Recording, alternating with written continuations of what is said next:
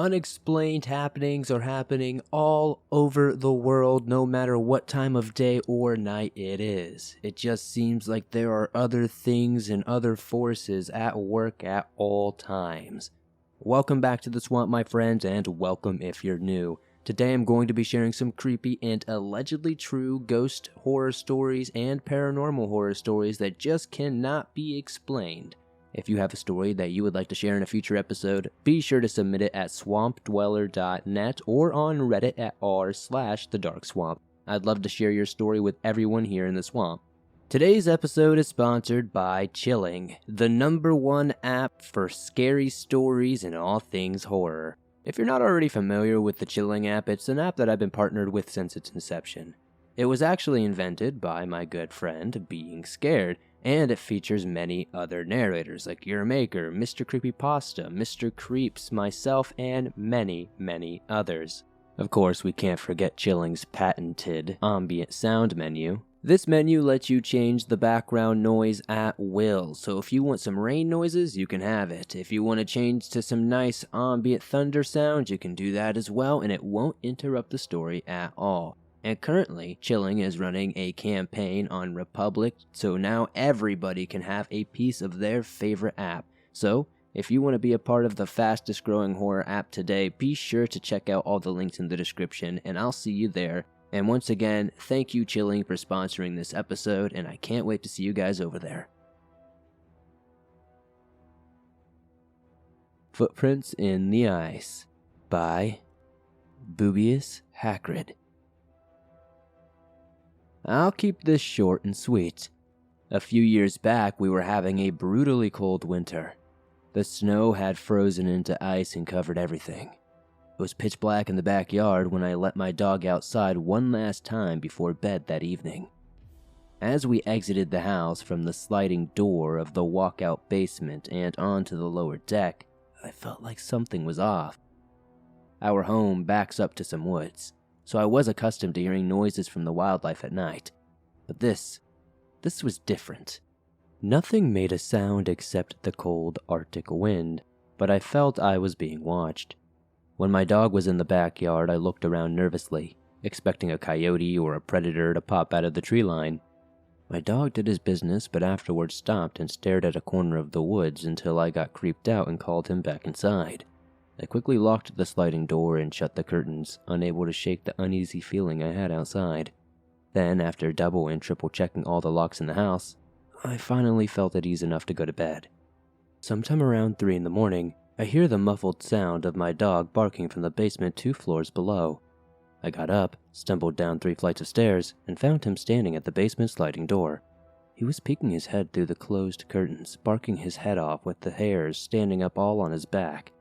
I tried calling him away from the door, but he would not let up. I dreaded peeking out the curtain to see what he was barking at, after the uneasy feeling I had from earlier in the night. Finally, I held my breath, swiped the curtain aside. I peered into the blacky inkness, but I saw nothing to cause any alarm. A wave of relief washed over me. I figured it must have been a deer or a raccoon in the yard that set him off. He whined at the door for a few more minutes until I bribed him upstairs with a dog cookie. After that, I went back to bed and wasn't disturbed again that night. That is until the morning when I went to the basement to let out the dog. I opened the sliding door and walked out onto the deck as he bounded into the snow. When I looked down, my blood ran as cold as the sub-zero morning temperatures. A set of bare human footprints were frozen in the ice on the deck. They were obvious. I could make out each toe of the person's foot. The prints were large and appeared to be in the form of an adult, maybe a male. Looking around, I noticed they started at the base of the deck and disappeared off the side of the deck. I had my snow boots on, so I walked around the yard, but I could find no trace of the footprints in the snow once they left the deck. Keep in mind, the daily temperatures were at around 0 degrees Fahrenheit, and the wind chill was close to 20 below. Frostbite would set in within a matter of minutes for anyone walking around barefoot, especially in the dead of night. I never experienced anything like that again, but I have adopted a second dog.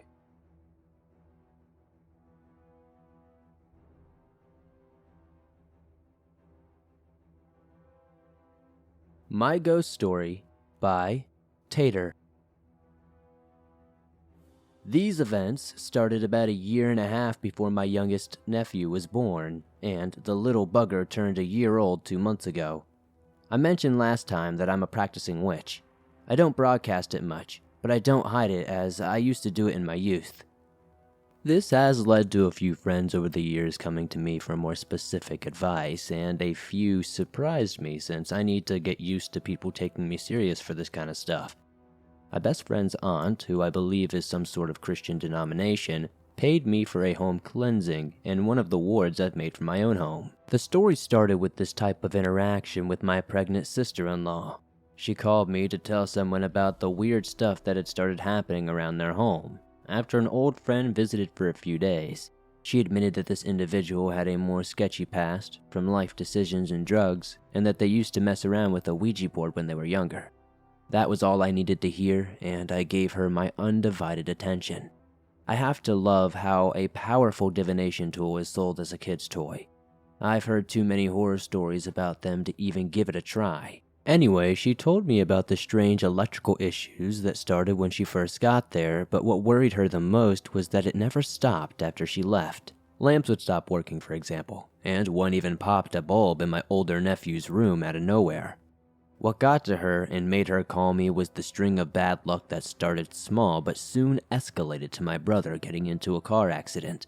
He was ultimately okay, but the car did not really, make it. It was totaled and they could not afford to replace it. She told me about a heavy feeling in the house, a sense of being watched. Around this time, my nephew started talking about the tall shadow in his room at night. When she told me about this, I was floored and confirmed her suspicions that something had been attached to her friend, who had decided to stick around.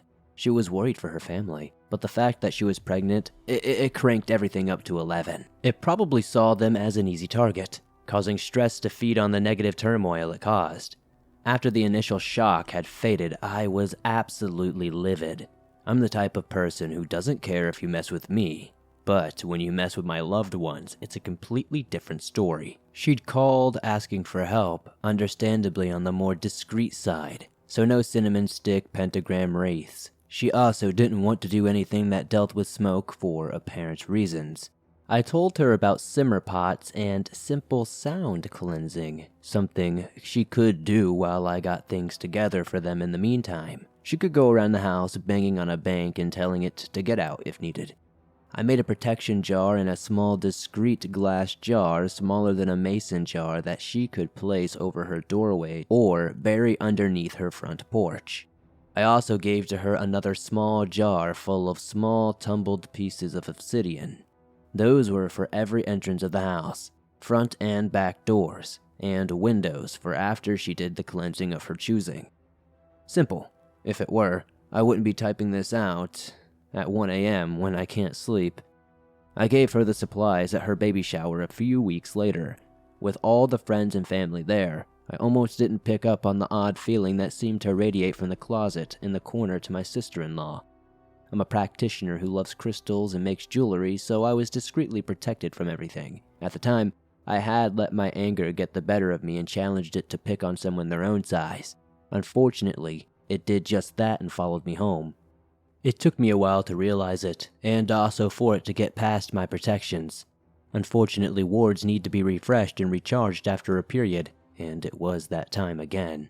It started by going after me specifically at first, trying to scare me. In my previous story, I mentioned that I'm claircognizant. I often know things I cannot understand and even get quick flashes of impressions or over actual images in my head, like what a ghost looks like and what they're wearing, but I do not see anything with my eyes. This started by hanging back in the shadows before beginning to get a reaction out of me.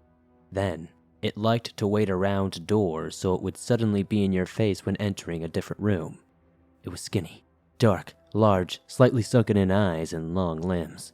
It spent most of the time in a crouched position, even when moving around. It would only stand up straight when it hung down from the doorway so it could loom over you. I could deal with this and be happy to leave my family alone, but that lasted for only just a short time. Once it realized it wasn't going to get what it wanted from me, most of the time laughing at its attempts to get me, it found a new target. I currently live with my parents, with my partner of 12 years, and our 2 young daughters due to issues with the new landlords taking over where we had been renting for quite some time. None of the other adults mentioned anything when I noticed its absence, but it was around that time my oldest, 6-year-old, started having nightmares often and told me about the recent tapping on her window at night. After reassuring her and giving her one of my protection necklaces, I saw it go into their room one night after we had put them down. It was quick, but I still caught it, and it was smiling. I had been careless and arrogant to think that it would only come after me, and I had to get rid of it once and for all.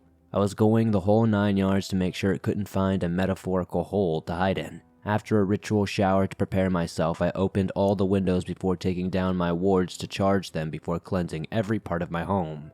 I'm sure it knew what I was getting ready to do because of what happened next. My partner and I sleep in the basement. The girls getting my old room. I gathered everything from around the house and started down the stairs to get things started when I felt a shove at my upper back. It didn't knock me over, but pushed me in a way to have me roll my ankle and then fall down the stairs on my knees and shins. The only reason I didn't just go tumbling ass over the tea kettle was because my death grip on the wood railing. I had gone about halfway down the metal-rimmed stairs before my grip had tightened enough to stop myself abruptly.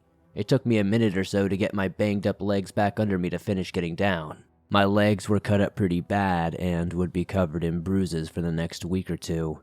The worst part were the toes of my right foot, though. I had somehow slid down partly on the top of my foot before going the rest of the way down on my shin.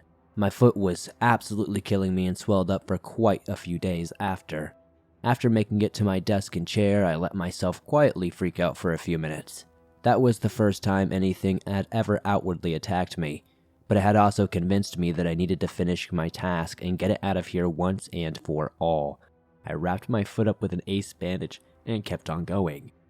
No, I did not get my foot checked out. I live in the US and there is a minimal amount of doctors to choose from that would do anything with toe or foot injuries without costing me $1 billion.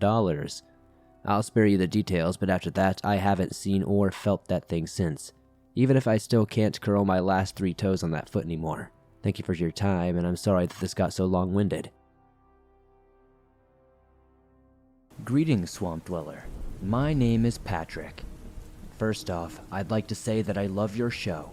I started listening and watching just a few weeks ago, while I was at work. I absolutely fell in love, and I thought I should share a story that has plagued my mind for years about the time I saw something unnatural, vicious, and thirsty for blood. Personally, I think it was a demon, but I'll let you and the viewers or listeners, whatever you want to call them, decide. I'd like to apologize for the length of this story as there is a lot of detail that follows what happened. Everything in this story is true. I wish it wasn't, but unfortunately, I must live with it for the rest of my life. This story takes place when I was 17 years old as a junior in high school in Salina, Utah. I only had 2 friends in high school because everyone I went to school with thought I was a freak because I have been able to see and communicate with spirits since I was a child. It's a small town, and everybody hears everything. My 2 friends, Logan and Ryan, and I were very avid paranormal investigators. We loved going all over our community, and our county in general, to investigate abandoned houses that were potentially haunted, and cemeteries rumored to be. Me being able to see and communicate with the dearly departed made the experience even more interesting. We decided to do something a little bit different this time though. We heard rumors that there was a dark figure that roams a wooded park in the mountains of our area. We like to call the mountain Cryptid Mountain, for reasons I'll get into for another story. When we heard about this place, the 3 of us got excited and waited for the weekend so we could go investigate and see what was going on. Fast forward to the day of the event. Saturday came, and the 3 of us could not wait for nightfall to come. So, to pass the time, Ryan stole a pack of cigarettes from his father. His father smoked 3 packs a day and kept cartons of cigarettes in his room. We got in Logan's truck and headed to the park ahead of time to smoke them. You know, kid stuff. We sat in his truck and smoked almost half a pack in about 5 hours. As soon as the sun started to set, Logan started to get a strange feeling. He bent over, holding his stomach. "Guys, I have a really bad feeling about tonight," Logan stated. "Are you okay, man?" I asked as a concerned friend. patting his back. "He's fine, just being a pussy," Ryan replied before Logan could speak. Ryan was always a hothead and could be a complete and total jerk at times. Logan flipped him off and told him he was a dick, which I giggled at. After about 10 minutes, I asked Logan if he was ready to go and if he still wanted to do this. He replied with, "Let's do it, brother." His attitude surprised me. Just 2 minutes ago he was holding his stomach in pain. Now he's hyped up. I was so confused, but his hype got me excited. We got out of Logan's truck and made our way to the destination. As we walked closer to the playground, we noticed that there was a man looking at us from a window of the supply shed. The three of us looked at each other in confusion, wondering why he was there. We later learned he was the groundskeeper, but more on that later. He looked scared, and it seemed like he was trying to tell us something while he mouthed something and pointed nervously. At first, we thought he was pointing at us, but we soon realized that he was pointing at the playground behind us moments later. Why doesn't he just open the door and tell us? I thought. So I decided I would go and see what he was trying to say. I made my way towards the window and shouted, "We can't hear you! What are you trying to say?" He made his way to the door and cracked it open and whispered, "Don't go into the playground. Something big and mean is over there. If you're smart, you'll just get out of here." Chills ran down my spine when he said this. He closed the door and backed away from the window into the dark of his shed, not breaking eye contact with the playground. I ran back to my friends and explained to them what the man had said to me. Logan got that feeling again, but Ryan expressed that the groundskeeper was probably just some sort of drug addict or something, and was probably just a big pussy like Logan and I. I told Ryan to shut up jokingly, and we made our way to the playground. Ignoring the warning from the frightened man, as soon as I set foot on the round pebble floor of the playground, I instantly felt, I don't know, angry. I wanted to hurt someone. I wanted to hurt my friends. I wanted to kill them. I shook my head to focus on the task at hand and made my way to the tubed slide, forgetting that feeling. I made my way to the slide and investigated the bottom of the slide and saw nothing, but I could feel that there was something in this area. I looked back at my friends. Logan was combing the area for any evidence, and Ryan was on top of the playset. I stood back up and took one step from the slide. Then, something tripped me. It felt like someone had physically grabbed me by the ankle and pulled me to the ground. When I hit the ground, I let out a loud, "What the hell?" Logan ran over to me in a panic. "Patrick, are you—" He froze in mid-sentence as he looked up at the slide. I looked up at him and asked, "What's wrong?" He just pointed to the slide, jaw dropped and eyes filled with fear. I turned around and saw what he saw. It was a big, shadowed figure staring back at us. It let out a slow, snarled growl. I noticed its hands receding back into the shadows on the slide and saw that it was, like, wet and pitch black. These long claws were like fingernails almost. I freaked out and kicked away from the slide, trying to get to my feet. At last, when I got to my feet with Logan's help, I turned to Ryan and shouted for him to get off the playset. Ryan looked at the two of us and saw the fear in our faces.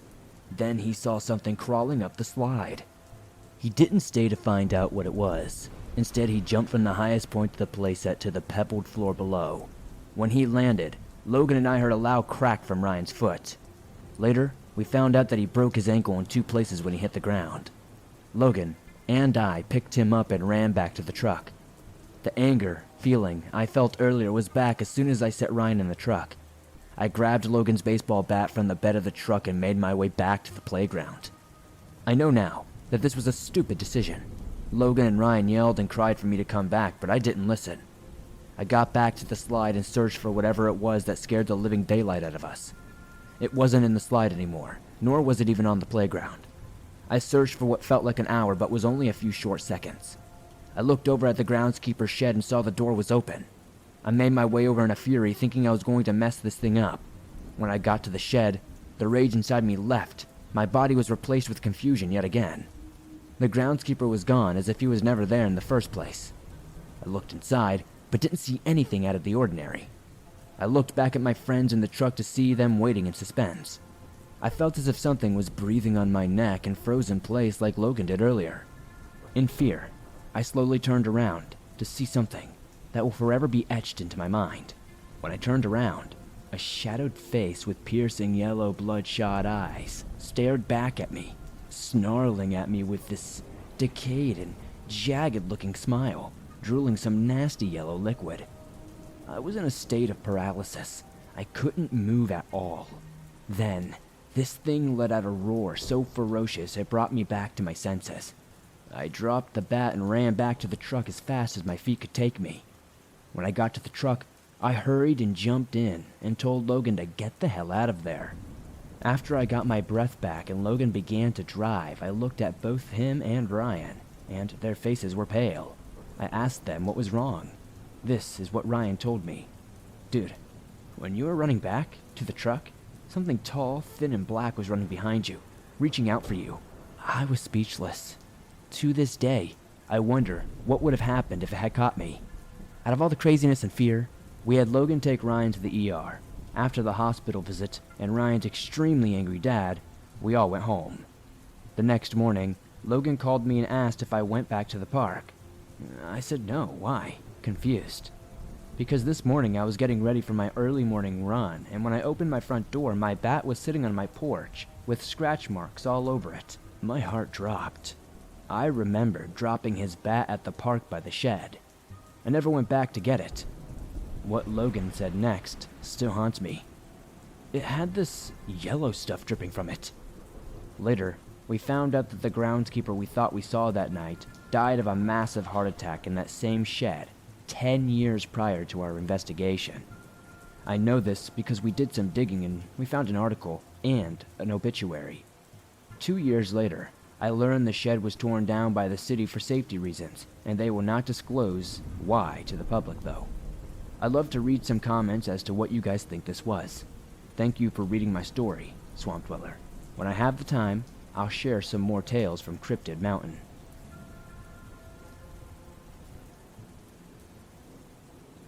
For some people, this may seem far-fetched, but I can assure you this is real. So basically, I have been a sufferer of sleep paralysis for 10 years. I am 28 years old currently. I can sometimes get it up to 10 times in one night, to the point that I don't sleep at all. And believe me, it is exhausting. So I went to a friend who is a healer, and we have done a range of past life regressions and full moon rituals. I now also have begun to practice Wicca, which is not what people think. Nothing at all witchy. It's spiritual and protecting. Since I have found myself and become open to being an empath, I have been seeing voids every night before bed. Then recently, they have shown up in other places. It's like a strange black shifting, like smoke, that I can feel is a void or like a dimension, if that makes any sense. Sometimes it feels bad, as though something is trying to get through, but cannot due to the protecting crystals, sage, spells, and other powerful objects I have around me in my bedroom. I have begun to hear very loud ringing and voices in my head when I sleep, to which it wakes me up because I feel like things are trying to get to me. So, one night of course, I can astral project, so I decided to see if I could find my spirit guides and ask what is happening, when instead, I come face to face with what I can only describe as a sleep paralysis demon. The one who has taunted me for years, making me feel like he was licking my neck and entering me when he felt like. It basically felt like being assaulted by the vilest thing you could ever imagine. His skin is a shade of green, his hair all bushy and black, and his face, I can't explain at all if I am honest, due to mental blocks. He began to laugh as though he had finally had the opportunity to take over my body. Through research, sleep paralysis isn't real, so I started to think, well, how can I feel and see this thing? And if it weren't real, why couldn't I move? So all of this is flowing through my head. I managed to repeat my sage spell, which helps to cleanse your room and house. Air, fire, water, earth. Cleanse, dismiss, dispel. Over and over. Then, I kid you not, the fear I felt was unreal. If you don't believe what I'm saying, I do not care. But out from the darkest corner, my spirit wolf Nuka leaped out and dragged this hideous thing behind me, tearing his arms from his shoulder and socket, taking it away, out of my sight. Nuka is bright white with yellow eyes. He's been my spirit wolf for the last few years since I went to a past life and found him. He helped me let go of a few things, especially things that were hurting my soul. He then came back, looked at me, and nodded, and was gone. I found my body again through the darkness. This was over a month ago, and I have not seen that vile paralysis demon again. For anyone that suffers, I would always advise you to contact your spiritual guides and sage your bedroom every night. The protection is unreal, and has helped me more than anything else has. I hope you enjoyed my story, even though I know it was more unconventional than most.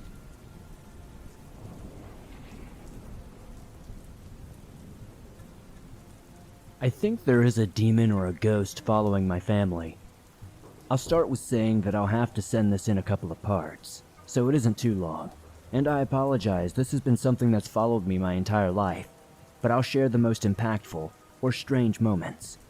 I haven't told many people this, but since it's anonymous, well, why not? I don't know where to start. This began before I was born with both my mother and my father. When my mom was young, she said there was only one time she felt true evil. She was young and living with her parents at the time. She awoke randomly and saw this tall, slender black humanoid thing standing at the end of her bed. It wasn't sleep paralysis because she went under her covers and screamed for her parents. She didn't tell me much more about it or anything. She didn't really tell me about her other experiences before she passed away either. My dad is very reluctant on sharing his sightings because he has always been told that it was nothing. I've been slowly getting more and more out of him over the years though. Getting on with my personal encounters though. First odd thing that's happened to me was when we moved into our third house. When you walked into the front door, there was the living room down the hall and on the right, and the dining room and kitchen to the left. You go to the living room and there's one hallway with 3 bedrooms and the bathroom.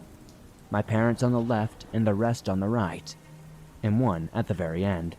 Anyway, both my siblings that lived with me were sleeping in the living room in the sleeping bags because of the move, and my mom and stepdad were sleeping in their room.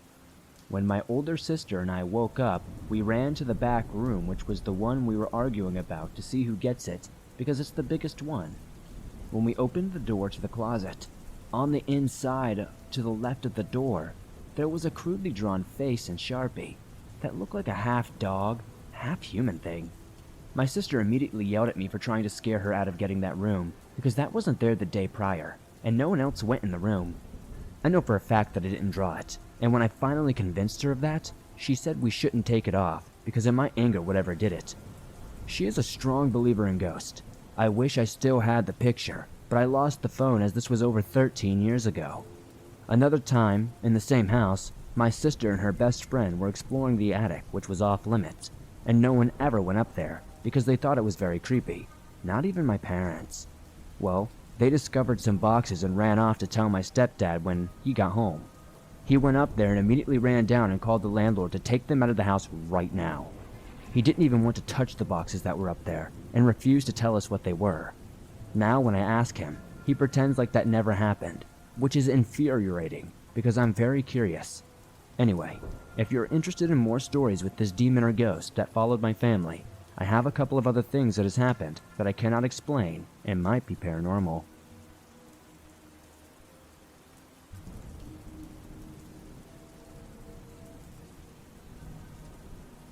Hello, Swamp Dweller. I'm a long-time listener, and this is my first time sharing a story. I love your channel as it helps me de-stress and distract me from my anxieties. I'm 36 years old, and this happened around the age of 5 or 6 in Wallingford, Connecticut. We live in a large 3-story brick and wooden house constructed sometime in the 1800s, adjacent to a thick set of woods which was the perimeter of our backyard. We used to play in these woods often as kids, riding BMX bikes, playing paintball, just normal kid stuff. As far as critters go, we didn't have anything too serious to worry about, other than the occasional black bear, but normally just deer, fox, woodchucks, and your standard woodland creatures inhabited our property. I was very familiar with the wildlife we shared space with, even at that age. My bedroom happened to be the only one facing the backyard towards the woods. and my bed was parallel to a sliding glass window with no screen. One night I had sat up wide awake to the sound of the window next to my bed being smashed from the outside in. Shards of glass spewed all over the desk under the window, and the floor next to my bed as if a stuntman was just jumping through the window or some sort of SWAT team breaching a door. The next thing I saw will forever be burned in my memory. Now, bear with me. This is going to sound, well, different, but I will describe this as thoroughly as I can. A small, brown and scaly claw-like hand grabs the side of the window and leans a face that I will never forget. The first thing I notice are two bulbous, yellow glowing eyes with pupils locking onto mine, like laser-guided systems. The intense and bulging eye sat upon a sickly thin face, which I can only describe as a goblin. Its wrinkled skin was a grotesque fecal brown, ridden with black porous-like holes. An exaggerated pointed chin hung under a grimace of gnarly, rotten yellow teeth, mangled, looking like a mako shark. This thing bared its teeth with an evil smile, its huge, pointed nose wrinkled and gigantic, flappy ears cringed back so its head looked like an agitated dog. Very slightly, this ugly little, whatever you want to call it, lowered his head while maintaining eye contact, revealing a set of recurved black horns, looking like that of an impala. It was roughly 2 to 3 feet tall, as I saw the entire outline of its being squatting on my windowsill. This goblin thing and I locked eyes. I saw it advance towards me about 1 millimeter, and then the memory completely cuts off there. The next thing I know, I am being reprimanded by my parents for breaking my window, as there was glass all over my desk and floor. They did not believe me about the goblin. I don't really blame them, I guess, as I was a very young child at the time, but I do know what I saw. I was wide awake and this was not a dream. I've investigated this as much as I possibly could and found some possibilities as to what it could have been. There are 2 cryptids that have similar appearances, the duende and something called brownies. Problem is, duendes are normally in South America and brownies are in Europe. I was in Connecticut. Duendes are a little smaller than what I saw, and brownies are said to wear clothes, as this goblin thing was naked. I do plan on getting hypnotic regression to revisit this memory, as well as my out-of-body experience, and maybe something else. But this one hit me the hardest. Was it a goblin, or could it have been some sort of demon or something? Aside from the goblin-like features, the darn thing looked like the devil. It's a lot to get into, but I suspect that this might be the case, and I might have had an attachment to this thing. I think it possibly feeds off my negativity. I honestly wonder if it somehow jumped into me. If you want a visual representation of what this thing kind of looked like, search for the band Necrogoblicon. The singer wears a mask that looks very close to what I saw, only it was brown and with recurved black horns. Thanks again for allowing me to share this experience. I don't know of anyone else who has ever seen a goblin or some sort of demon, but I do feel at home sharing it in the swamp.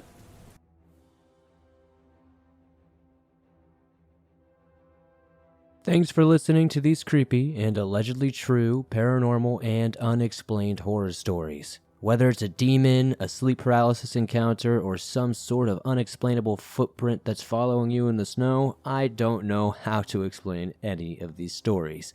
But I'd love to know in the comments down below which one was your favorite. It definitely helps me pick out better ones in the future. If you enjoyed these stories, be sure to hit that like button as it helps this video grow and reach more people. If you're new to the swamp, why not join us and help us grow our ever-expanding waters? Subscribe and turn on notifications to never miss a new video as I upload them nearly every single day. Many thanks to Chilling for sponsoring this episode again. Be sure to check out the links in the description to learn more about that, and I'll see you all soon with another creepy episode.